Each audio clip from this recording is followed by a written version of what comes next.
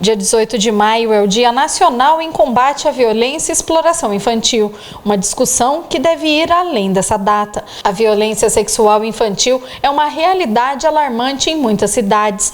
Falar sobre o tema é uma forma de prevenir esses crimes e não deixar que os abusadores sejam esquecidos. Em Rolândia, de janeiro a junho de 2020, 18 crianças e adolescentes foram vítimas de abuso sexual. As meninas continuam sendo as principais vítimas. Dos 18 casos, 15 são meninas e 3 são meninos. Esse ano de 2020 nós tivemos 18 casos, sendo 15 meninas e 3 meninos. As meninas são sim as maiores vítimas, mas desses 18 casos, 2 foram estupros, um com uma menina e um estupro com um menino. O conselheiro tutelar explica que o abuso e assédio podem ser de diversos tipos, não só quando acontece o ato sexual. Qualquer situação que envolva a excitação do abusador pode ser considerada abuso. O abuso sexual acaba sendo um conceito amplo, porque qualquer situação em que a criança ou adolescente é vítima de uma exposição em relação ao agressor, já configura o abuso sexual. Passar a mão, tocar nas partes do corpo, tudo que leva ao agressor se excitar, né? Então, não há necessidade de que haja a conjunção carnal para que seja configurado o estupro ou o abuso sexual. O simples gesto, o simples desejo do agressor já configura o abuso. Rogério, para esclarecer para a gente como é o trabalho aqui do Conselho Tutelar a partir do momento que foi aí identificado um abuso ou um assédio contra a criança ou adolescente?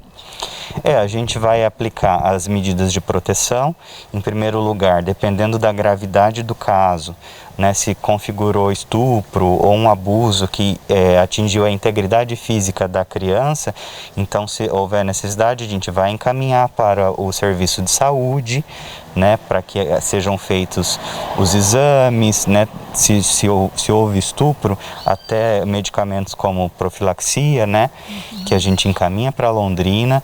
Havendo necessidade, a gente vai encaminhar para o exame de ML e também, diante da situação de vulnerabilidade pelo transtorno psicológico, a gente vai encaminhar para o serviço de apoio psicológico no CREAS 1. Atualmente, 51 crianças e adolescentes que foram vítimas de abuso sexual estão sendo acompanhados aqui pelo CREA. O acompanhamento psicológico não é dado só apenas às crianças, mas também a todos os familiares. O CREAS faz um acompanhamento, com a família, com a criança, então esses números também são de casos anteriores que vêm sendo acompanhados pelo CREAS 1. E desses casos, nesses números também, em Rolândia nós temos 2 casos de exploração sexual, né, somado a esses números que são de 2 adolescentes. Dos 18 registros de violência sexual, em 13 deles, o abusador era um familiar. Pessoas que aproveitam a proximidade e o vínculo com a criança e adolescente para praticar os abusos. É muito importante no seio da família ficar atento a qualquer comportamento adverso das crianças e adolescentes, porque às vezes o perigo está dentro da própria casa, né? Então, grande parte desses números com abuso sexual em relação a meninas foram cometidos por pais ou padrastos. Ô, Rogério, esclarece pra gente como que fica, né, na questão quando o abusador, né, como a gente acabou de dizer, na maioria das vezes está dentro da família, para aquele pai, para aquela mãe que é facilitador, que expõe essa criança. Fala um pouquinho pra gente sobre esse papel do pai e da mãe, sobre essa responsabilidade, né, em ter que realmente cuidar, não deixar essa criança sozinha.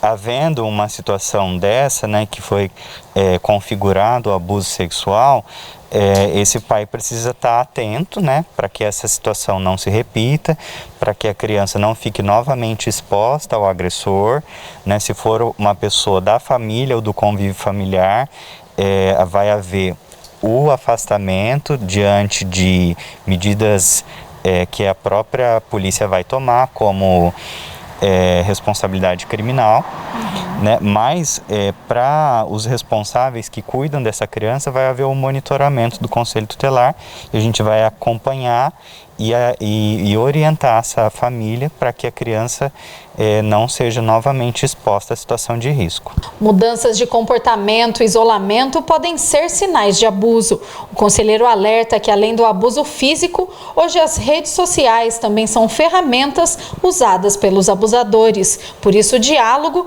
ainda é a melhor forma de prevenção. A melhor maneira de proteger pelos pais e responsáveis é o diálogo com a criança. É a conversa, é a orientação frequente, né, sobre esse tipo de comportamento que pode acontecer presencialmente, dentro de casa, até com alguém da própria família, mas também orientar a criança e adolescente à exposição virtual, né, nas redes sociais, cuidar com o que escreve, com as fotos que mandam. Pais e mães têm que monitorar o celular dos filhos, crianças e adolescentes. Então, o diálogo, a conversa franca com criança e adolescente é sempre o melhor remédio para proteger. Situações de abuso podem ser denunciadas através do Conselho Tutelar, no telefone fixo 3906-1111 ou no plantão 24 horas através do celular 99166-0469. Você pode ligar também no Disque 100, serviço de proteção à criança e ao adolescente.